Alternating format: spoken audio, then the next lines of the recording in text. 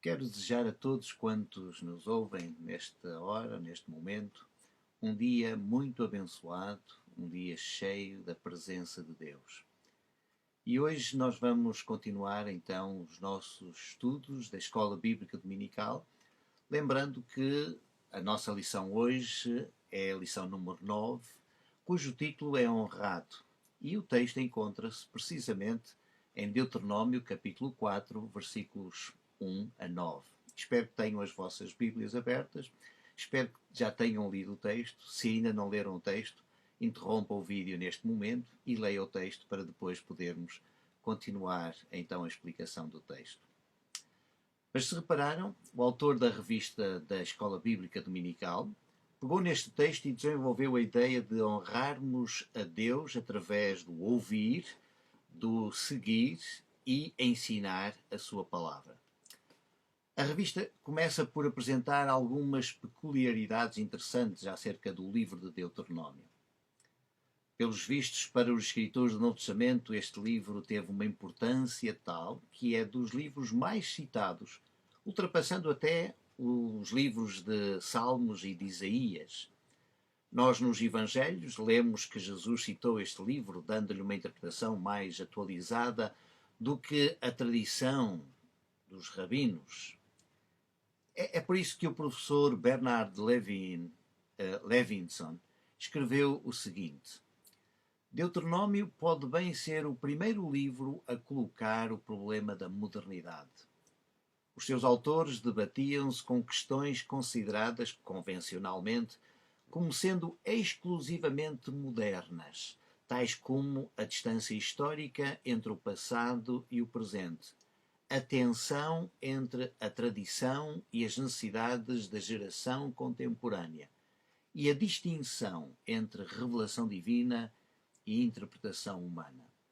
De facto, de acordo com o professor Levinson, realmente nós encontramos aqui esta questão do livro de Deuteronômio ser um livro que procura, acima de tudo, atualizar a lei de Deus. Hoje em dia, praticamente toda a gente já sabe que este livro é atribuído a Moisés por questões de tradição e conveniência apenas. Basta nós lermos o início do livro para verificar que alguém está a escrever acerca de Moisés, passando depois a usar o discurso direto para demonstrar que é Moisés, que é o servo de Deus, que está a falar, como se realmente nós pudéssemos verificar que, passado algum tempo, ao usar o discurso direto, mostra efetivamente que Moisés é o servo de Deus singular. Como nós podemos ver no final do livro, no capítulo 34, versículos 10 e seguintes, que diz assim: E nunca mais se levantou em Israel profeta como Moisés, a quem o Senhor conhecesse face a face, etc, etc. Portanto, se nós lermos o princípio do livro de Deuteronômio, lermos o final e também muitas expressões que aparecem no meio do livro, verificamos que Moisés não poderia ter escrito propriamente este livro. Ele não iria falar de si mesmo dizendo que foi um profeta realmente excepcional, que não houve ninguém como ele. Isto é realmente um comentário de alguém que editou o livro de Deuteronômio. O interessante é que o livro de Deuteronômio foi inserido a seguir ao livro de Números, interrompendo quase que uma narrativa que deveria de continuar com o livro de Josué depois da morte de Moisés. Agora, a relevância deste livro é que ele tem como propósito explicar a lei e torná-la compreensível para as diversas gerações, não só para aquela geração em que o autor estava realmente a escrever, mas também as gerações seguintes. Lembrem-se que este livro tem como título em hebraico Devarim, isto é, as palavras que visam explicar esta lei. Se lerem o versículo 5 do capítulo 1, verificam exatamente isso. Quando se tem o propósito de explicar esta lei. Então o livro apresenta-se nesse contexto. Ele procura realmente relatar episódios que nós já vimos e já lemos no livro de Deuteronômio. Portanto, há uma série de repetições de histórias e ações que já tinham sido vividas e que tinham sido até praticadas. Vejas, por exemplo, o caso da designação das cidades de refúgio, que nós encontramos aqui neste capítulo 4, dos versículos 41 a 49, certo? E agora vejam que este texto é exatamente uma reatualização do texto que nós encontramos em Números, no capítulo 35, versículos 9 a 15. Portanto, o importante sobre o livro de Deuteronômio é que ele ensina-nos que a palavra de Deus não fica presa nem limitada a dogmas, mas precisa ser atualizada e aplicada a cada geração futura. E foi isso que o editor, o redator ou o escritor do livro de Deuteronômio acabou por fazer. Os estudiosos são unânimes em considerar que os capítulos 1 a 4 formam a primeira secção deste livro. Este bloco funciona como uma introdução aos capítulos que se seguem. O seu objetivo é explicar, como nós já dissemos anteriormente, à nova geração o porquê de eles estarem ali depois daquilo que o povo passou, seja no deserto ou, de acordo com aquilo que alguns estudiosos dizem, no cativeiro da Babilónia. O capítulo 4 torna ainda mais claro o propósito desta revisão histórica que nós lemos desde o capítulo 1 até ao capítulo 3. Reparem que com o final do capítulo 3 estaremos à espera que Josué tomasse a liderança, Moisés morresse e o povo entrasse na terra prometida. Nada disso é contado agora no capítulo 4. Pelo contrário, deparamos-nos exatamente com esta palavra, agora. E ao mesmo tempo com o imperativo, ouve. E é isso que nós vamos procurar seguir, então, na nossa revista, embora eu faça aqui algumas alterações, mas reparem que o importante é como é que nós podemos honrar a Deus. Este é o propósito. E quando nós pensamos na palavra honrar a Deus, podemos pensar assim, como é que nós, de facto, colocamos Deus no seu devido lugar? Como é que nós, na nossa vida, damos a importância e a relevância que Deus deve ter, não só no nosso viver, mas expresso acima de tudo na nossa adoração e no nosso serviço para Ele. O autor da revista coloca a palavra ouve como subtítulo, é o primeiro tópico, no fundo, para este tema do honrado. Deus é honrado quando o seu povo ouve. O advérbio de tempo que nós temos aqui, que surge logo no início do capítulo, tornou-se, sem dúvida nenhuma, o embelezamento literário do próprio escritor para chamar a atenção de todo o leitor que aquilo que vai ser lido a seguir não foi só para a geração que esteve nas planícies de Moab, mas também agora para aquela geração que, tudo parece indicar, estava a viver o exílio. E também agora o texto chega até nós, hoje, para que nós o interpretemos para os nossos dias. Reparem que quando um judeu ouvia a palavra ouve, de imediato vinha à sua memória a oração mais importante do judaísmo, que se encontra em Deuteronômio, no capítulo 6, versículos 4 a 9. A recitação desta oração criava no judeu, ou na pessoa, a sensação, ou mesmo a experiência de que a narrativa do Deuteronômio se tornava uma realidade. E isso levava a um compromisso, a um envolvimento com Deus. Repare-se que os dois primeiros versículos foram escritos como se os leitores estivessem a ouvir a voz de Deus por intermédio do seu servo Moisés. O estilo literário é diferente daquele que nós temos a partir do versículo 3 e particularmente do versículo 5 em diante. É importante notar que o pronome eu aparece de forma enfática 3 vezes nestes dois versículos, associados aos verbos no particípio do grau intensivo, isto é, a ação adquire mais força e ao mesmo tempo continuidade. É aquilo que os gramáticos chamam de iterativo. Realmente, quando nós olhamos para o texto desta forma, nós verificamos que esta evidência clara do pronome eu, tão enfático, embora o pronome apareça mais 3 vezes no próprio capítulo 4, aparece no versículo 8, no versículo 22, no versículo 40, mas nos versículos 8 e 22, os verbos já estão no particípio de grau normal e não no particípio do grau intensivo, como nós dissemos, que se encontra no versículo 1 e 2. A intensidade volta, efetivamente, já no versículo 40, precisamente para mostrar a importância de uma continuidade no ensino. O que se aprende do texto original é que o verdadeiro sujeito da ação de ensinar, ou ligado ao verbo ensinar, é o próprio Yahvé. É um ensino que é contínuo e por isso se prolonga nos séculos. As palavras estatutos e juízos apontam para duas coisas. A primeira fala de normas que estabelecem limites até onde o ser humano pode ir. A segunda palavra, juízos, lembra as consequências para quem passa desses limites. Embora algumas Bíblias tenham traduzido por preceitos, mas realmente eu acho que deveríamos continuar com a palavra juízos, para nos lembrarmos exatamente disto, das consequências de quem passa para além desses limites. Portanto, nós estamos perante uma sequência que, para se ouvir, tem de haver quem ensine.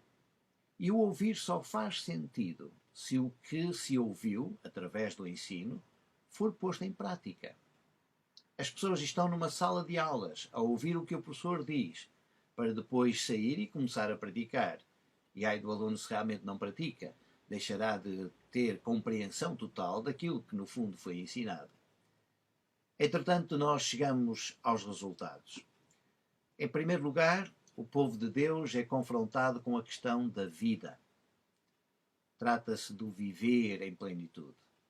Podemos lembrar que em muitas ocasiões o povo estava vivo, mas não a viver a verdadeira vida com Deus. Nós lembramos que no contexto bíblico, a separação de Deus por causa da rebeldia leva a que as pessoas estejam mortas. No fundo, a separação de Deus é viver morto.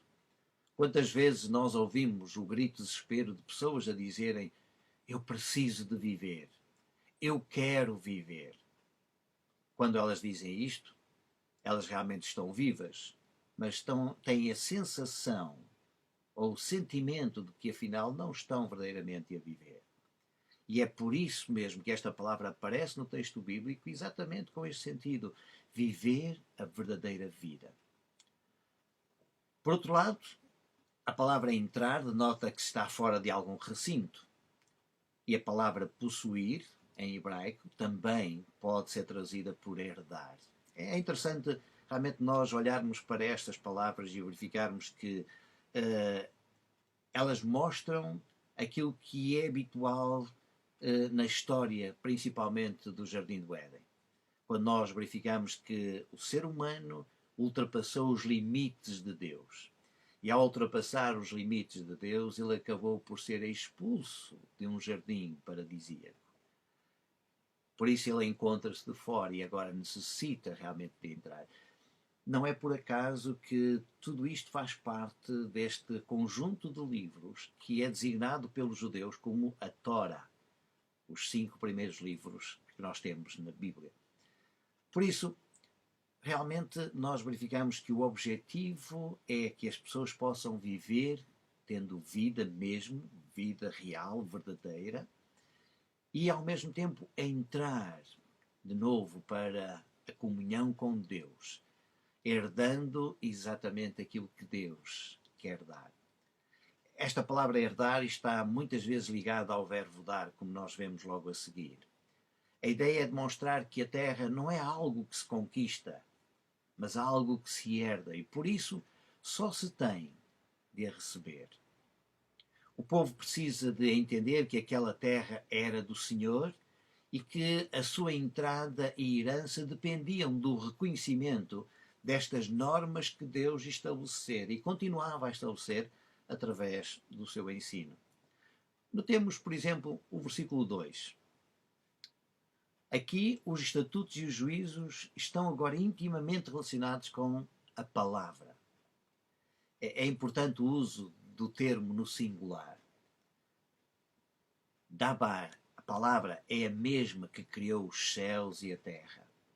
É aquela palavra que se torna lâmpada para os pés, como nós lemos no Salmo 119. É a palavra que sustenta a vida da pessoa.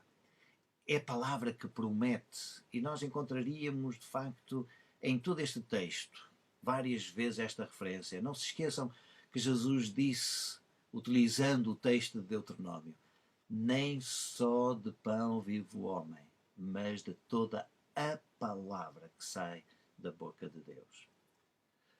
É esta palavra que precisa realmente de ser interiorizada.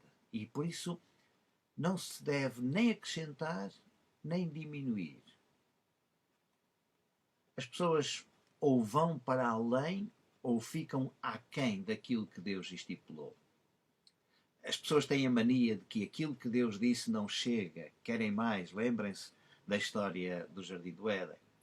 Ou então têm a mania de concluir que a promessa de Deus não é para elas. Não, nós não conseguimos, isto não é para nós. Esta palavra é demasiado para nós. E realmente o texto mostra-nos aqui que nós não devemos, de facto, ter esta atitude.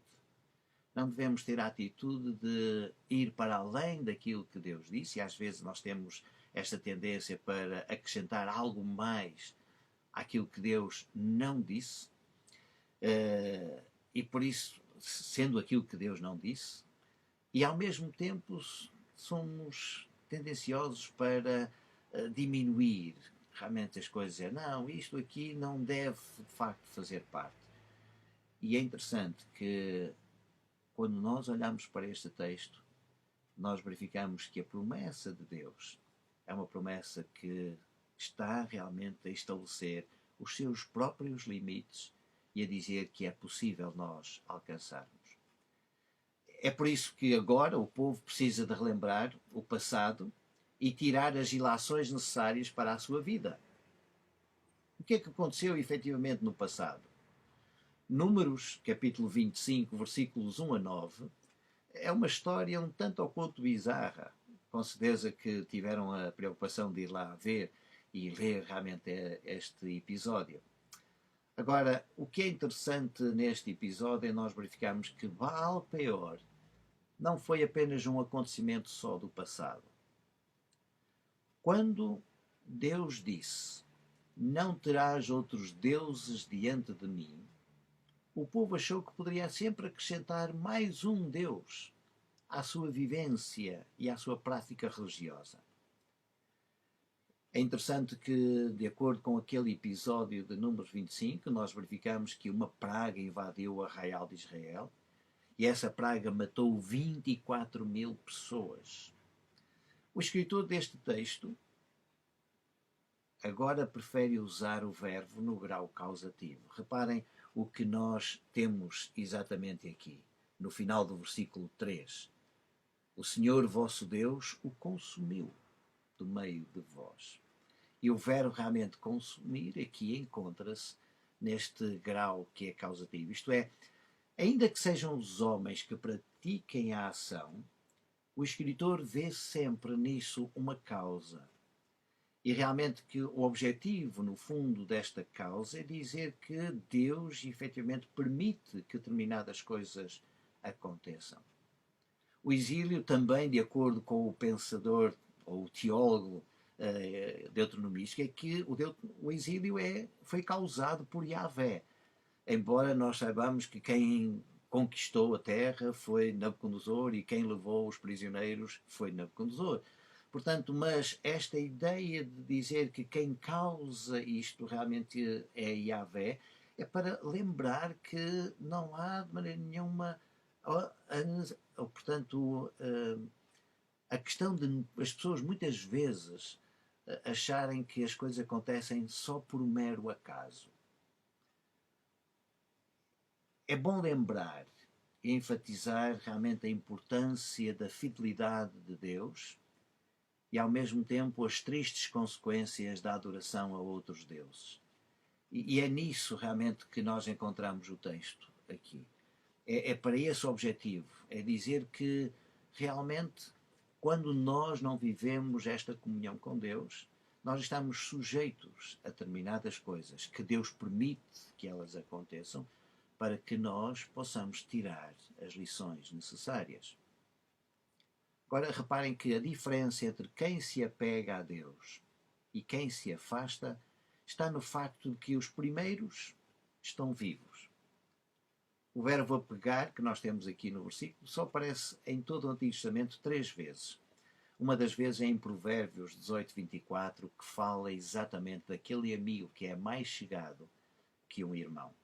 A outra encontra-se em 2 de Crónicas, no capítulo 3, versículo 12, quando se fala sobre a construção do Templo de Jerusalém e que a construção, realmente, ou a formação dos querubins, em que as asas de 2 querubins estavam pegadas uma à outra, precisamente para que não houvesse essa separação. Portanto, a ideia de apegar é estar bem juntinho, coladinho. É saber, no fundo, que não há ninguém que mereça o nosso apego a não ser Deus. Nós precisamos realmente de estar apegados a Ele, colados a Ele, para que possamos viver a plenitude da vida. O segundo tópico que nós temos diz respeito à palavra honrado, ou honra, de acordo com o autor da nossa revista, mas que eu preferia aqui, de facto, mudar para aquilo que ele efetivamente utilizou na sua frase descritiva do seu propósito, que é a palavra seguir. A forma de nós honrarmos a Deus é seguir os seus ensinos. E também eu acho que este subtítulo deveria de começar, ou este tema deveria começar no versículo 5 e não no versículo 6, como o autor da revista faz. Agora, reparem, o versículo 5 tem uma estrutura diferente, que nos leva a pensar que, de facto, ele tem reminiscências das palavras proferidas, certamente ou provavelmente por Moisés no passado. Mas o escritor agora usa esta tradição para atingir os seus propósitos teológicos. Reparem que o verbo ensinar agora está no perfeito, denotando uma ação acabada. Isto é, o autor quer fazer lembrar que Moisés efetivamente ensinou no passado aquilo que o Deus e Senhor dele lhe tinha ordenado. Reparem que aqui o verbo ordenar, de facto, está relacionado com Deus, é Deus que dá a ordem, que é a mesma palavra que nós encontramos no versículo 1 e no versículo 2. Agora, realmente aqui nós verificamos que Moisés coloca-se nesta situação. Ele só ensina aquilo que Deus efetivamente lhe ordenou. E que o objetivo é, sem dúvida nenhuma, para que as pessoas possam entrar e possam possuir. E aqui também a diferença do estilo literário é que tanto o verbo entrar encontra-se agora no particípio e o verbo possuir encontra-se no infinitivo, mas dos graus normais. Moisés é, por assim dizer, aquele servo de Deus que se dedica a ensinar aquilo que Deus lhe mandou. Ele cumpre o propósito de Deus, pois ele próprio quer que o povo de Deus siga o seu exemplo para poderem entrar e herdarem a terra como dádiva de Deus. Agora, o versículo 6 ensina-nos que é preciso guardar e praticar. A prática, no fundo, é a evidência de que se guardou bem os estatutos e os juízos de Deus. Ao mesmo tempo, essa prática é evidência de sabedoria e de entendimento. A sabedoria é o exercício desse conhecimento. No fundo, é saber aplicar os conhecimentos nas situações próprias, adequadas, oportunas. Portanto, não basta ter conhecimento dos versículos bíblicos. Às vezes há pessoas que realmente gostam de citar os versículos e dizem-nos de cor, mas como é que as pessoas colocam esses versículos em prática? Portanto, nós só seremos sábios quando aplicamos esses versículos que nós até sabemos de cor às situações da nossa vida e passamos a viver exatamente aquilo que o versículo nos diz para viver. Agora, segundo estes versículos, Os povos não ouvem as palavras proferidas apenas como sons. É interessante porque eles ouvem as palavras através das atitudes. Tal vivência entre os povos leva-os a proferir: deveras, povo sábio e entendido, é esta grande nação.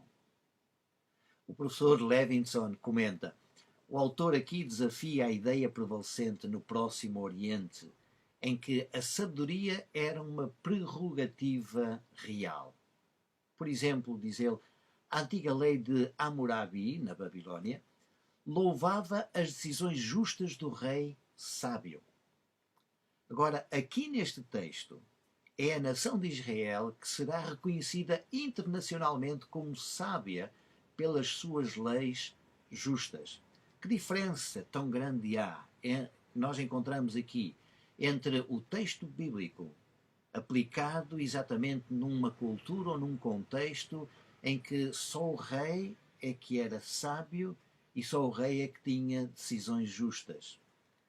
Aqui nós verificamos que a nação de Israel é reconhecida como uma nação sábia e entendida, porque é uma grande nação. E porquê que é uma grande nação? Porque ela aplica os estatutos e os juízos de Deus à sua vida. É a vivência que realmente demonstra aquilo que a pessoa acredita. Até ao versículo 8, Israel é denominada de grande nação 3 vezes. Vejam só, quão importante que é para o escritor, de facto, mencionar isto.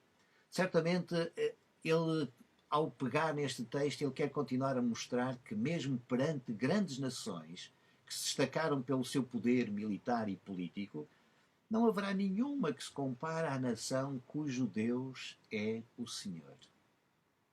É isso. Este Deus é um Deus chegado a nós todas as vezes que o invocamos. Reparem como o escritor diz assim: qual é a nação que tenha deuses tão chegados a si como nós temos o nosso Deus? De facto, é isso. Deus é um Deus que está mesmo próximo de nós. E não há ninguém que possa dizer que tem algo que se aproxime tanto dele como este Deus. Este texto evoca ou ecoa certamente a voz do profeta Isaías, quando ele diz: invocai o Senhor enquanto está perto. No capítulo 55, versículo 6. É um versículo para nós decorarmos, não é? E perante a adversidade, Israel já tinha experimentado esta proximidade de Deus, que o levou a compor até inclusive o próprio Salmo 46, vejam. E no Salmo 46 nós lemos o seguinte: Deus é o nosso refúgio e fortaleza, socorro bem presente na angústia, pelo que não temeremos, ainda que a terra se mude, e ainda que os montes se projetem para o meio dos mares. E continua até ao versículo 3. É precisamente isto. Deus é o Deus que está bem presente. Ele está próximo. Ele está próximo. Reparem que no versículo 8, a palavra para lei é a palavra Torá, cujo objetivo ou cujo significado, exatamente a palavra Torá, no fundo, o que significa é instrução. E aqui neste versículo, de facto, a Torá abrange os estatutos e os juízos. Isto é, ao mesmo tempo, o autor, quando utiliza esta palavra aqui no texto de Deuteronômio, como nós já vimos no capítulo 1, versículo 5, esta ênfase ao pronome demonstrativo, esta lei, realmente não só a explicação desta lei começa a partir do capítulo 1, como também nós encontramos assim, esta lei aqui é realmente todo o texto de Deuteronômio em si. É tudo aquilo que efetivamente Deus quer que nós leiamos e possamos procurar compreender para depois aplicar à nossa vida. E é também importante, mais uma vez, aquilo que acontece aqui, a colocação do advérbio de tempo hoje, no fim do versículo, tal como aconteceu no versículo 4 que nós já referimos. A palavra hoje, ao ser colocada precisamente estrategicamente nesta parte, ou neste lugar, no final do versículo, é precisamente para fazer com que cada leitor, em cada geração, possa verificar e sentir mais uma vez que este texto não foi para alguém lá no passado, mas é para nós hoje também. É uma palavra que se aplica aos nossos dias. O terceiro e último tópico da nossa revista é o ensino. A forma de honrarmos a Deus é através, no fundo, do ensino. Reparem agora que os imperativos que nós temos aqui logo no versículo 9, no início do versículo 9, visam a própria pessoa. O povo deve ter cuidado consigo mesmo e da sua própria vida. Tão somente guarda-te a ti mesmo e guarda bem a tua alma. É interessante porque ao repetir esta frase, ou o verbo guardar duas vezes, com este no imperativo, o escritor não está a fazer nada mais do que a dar ênfase de facto ao tema, porque a expressão guarda-te a ti mesmo é sinónimo da expressão guarda bem a tua alma, porque a palavra nefesh em hebraico, no fundo o que ela significa é o ser total, é a vida da pessoa, é a pessoa toda em si. Agora, o que o versículo nos procura demonstrar é que o esquecimento de experiências vividas pode ser fatal para as pessoas. Afinal, nós costumávamos ouvir dizer há uns anos esta parte, realmente é que as pessoas costumavam lembrar um anúncio que dizia recordar é viver. E certamente que isto é o que o texto bíblico nos ensina. Tanto os momentos maus como os bons devem ser guardados na memória para que hoje saibamos agir com mais sabedoria. Reparem que quando o autor faz esta referência, certamente na expressão as coisas que os vossos olhos viram, sim, essa frase, as coisas que os vossos olhos viram, que nós encontramos aqui no versículo 9, faz-nos voltar ao versículo 3. É interessante notar que a palavra hebraica para coisas também corresponde ao termo que também significa palavras, devarim. Embora, de facto, às vezes o próprio contexto nos dê esta noção de que estamos a lembrar coisas, no entanto, estas coisas, para o hebreu, estão relacionadas com palavra. A palavra em si é algo que é visível e não é apenas, de facto, alguma coisa que transmite um som. Não está a referir-se aos sons em si. E é por isso que nós, quando fazemos referência a Jesus como a palavra, é que a palavra não é o som, não é um conjunto de sílabas, mas é efetivamente a encarnação do acontecimento em si. As coisas más que os nossos olhos viram deviam ajudar-nos a não querer voltar a afastar-nos de Deus. É por isso que o texto bíblico diz que elas não devem ser apagadas. Literalmente o texto hebraico está a dizer elas não devem ser desviadas do nosso coração. É a palavra que leva inclusive à questão da apostasia. O nosso coração é efetivamente o centro da nossa vontade.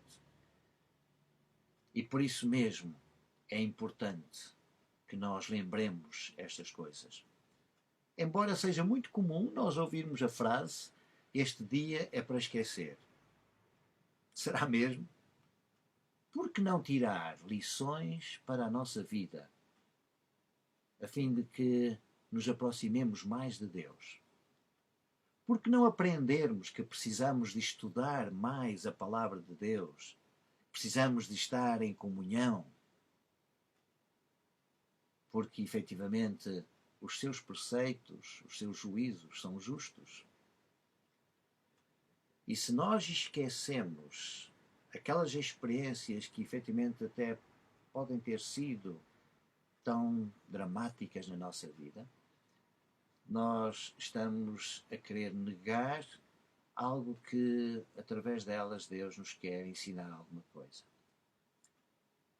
Agora, o que é importante também neste aspecto aqui que nós encontramos é não esconder das gerações seguintes aquilo que o povo fez de errado e como mesmo assim Deus mostrou a sua fidelidade. Tu deves, de acordo com algumas versões, contar aos teus filhos e aos filhos dos teus filhos. Realmente este contar é a palavra que significa saber, é o verbo yadá em hebraico, mas que ela se encontra exatamente no grau causativo e por isso deve ser traduzida desta forma: farás saber ou darás a conhecer aos teus filhos e aos filhos dos teus filhos aquilo que Deus fez. Sim, é interessante porque o verbo agora encontra-se no perfeito e que o que significa que neste caso o ensino ou o conhecimento que se deve transmitir deve ser completo, não deve ser incompleto, não deve ser imperfeito. E é precisamente a partir daqueles que têm a experiência. E desta forma os filhos tornam-se participantes das experiências dos pais, quando os pais lhes contam aquilo que eles passaram. Ainda que eles mesmos não tenham passado pelos mesmos problemas. Mas certamente essas experiências passarão a ser um modelo para as experiências que eles vierem a passar. Se os filhos realmente viverem este contar dos pais, a forma como os pais contam, realmente é que conta.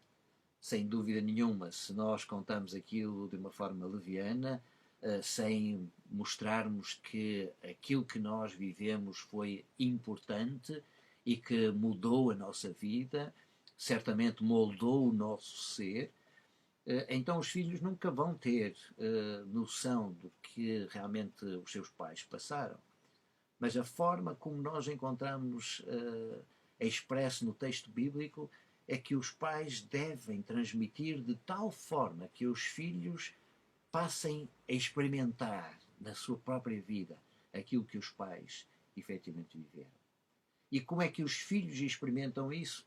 Experimentam mudando a sua atitude.